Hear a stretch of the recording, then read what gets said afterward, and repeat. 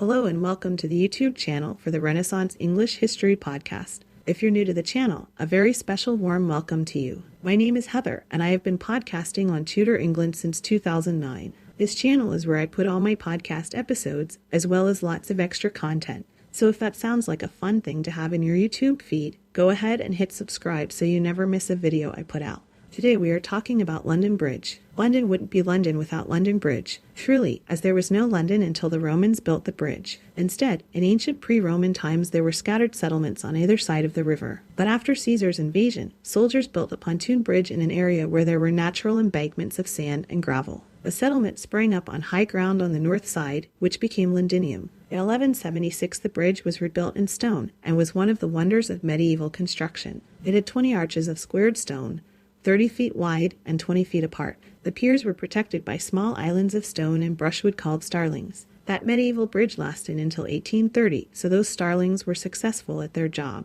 In the 16th century, London Bridge was a bustling, thriving village unto itself.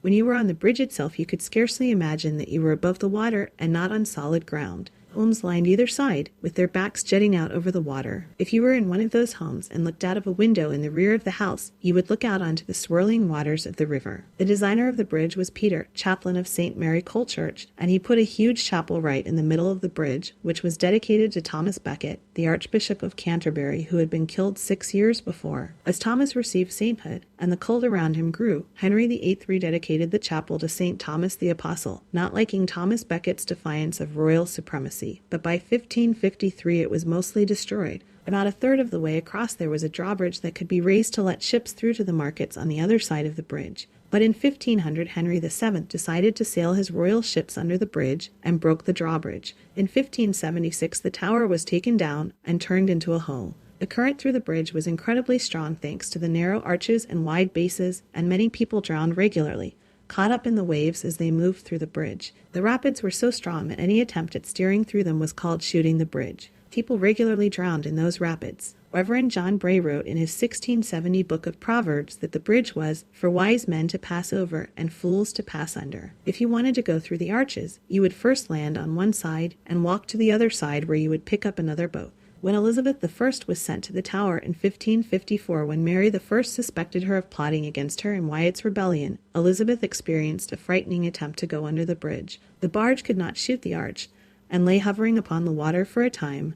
The danger was too great to plunge into it. In trying it again, the stern of the boat struck the ground. The fall was so big and the water was so shallow. The boat paused for a while under the bridge, and at last cleared it, and she was landed at Traitor's Gate. On the south side there was a gatehouse with decaying heads of traitors on spikes. You'd have to pass under them to enter the city from the south, and it was a reminder to everyone who entered what the fate would be of those who plotted against the crown. In 1598 a German visitor to London counted over 30 heads on the spike. Some Tudor heads that graced the bridge included Sir Thomas More, Bishop Fisher, and Thomas Cromwell. Paul Hentzner, the German visitor, wrote, "On the south is a bridge of stone 800 feet in length. Of wonderful work, it is supported upon 20 piers of square stone, 60 feet high and 30 broad, joined by arches of about 20 feet diameter. The whole is covered on each side with houses so disposed as to have the appearance of a continued street, not at all of a bridge. Upon this is built a tower, on whose top the heads of such as had been executed for high treason are placed on iron spikes. We counted above 30. The buildings on London Bridge were quite dangerous. They were an obvious fire hazard, and increased the load on the arches. In 1212 a huge fire broke out on both ends of the bridge at the same time, and many people were trapped in the middle.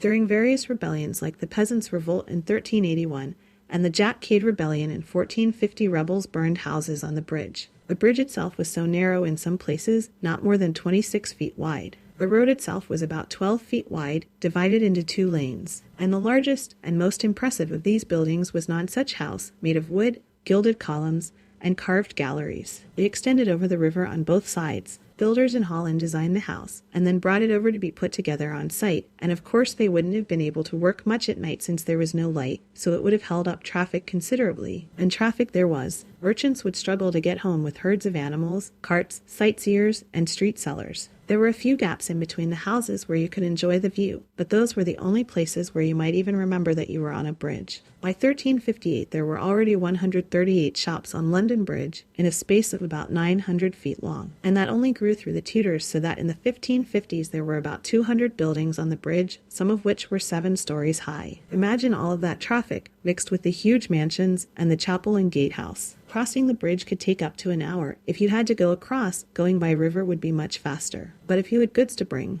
you didn't have a choice, so you sat and waited in traffic. By the time John Stow wrote his famous Survey of London, he said that the bridge was replenished on both the sides with large, fair, and beautiful buildings. Inhabitants were for the most part rich merchants and other wealthy citizens, mercers, and haberdashers, who also would have had their shops on the bridge too. I imagine the air out here would have been a bit cleaner than in the city as well, which would have also made it prime real estate. In 1746, when workmen were dismantling the old buildings, they found 3 pots of money, silver and gold, of the coin of Queen Elizabeth. One of the advantages of living on the bridge was that you had an easy way to get rid of your waste, including sewage. You would just dump it out the window, and it would be carried away easy peasy. And that led to the building of public privies on the bridge. London Bridge had public bathrooms since 1382, when the wardens of London Bridge spent £11 on building a public latrine on the north end of the bridge. On the original medieval bridge there was at least one 2-entranced, multi-seated public latrine. The latrine overhung the bridge parapets and discharged into the river below, so did an unknown number of private latrines reserved for bridge householders or shopkeepers and bridge officials. Thanks for watching this video on London Bridge. I hope you learned something new. Hit the like button if you like the video, and go ahead and subscribe, and I will see you in the next video.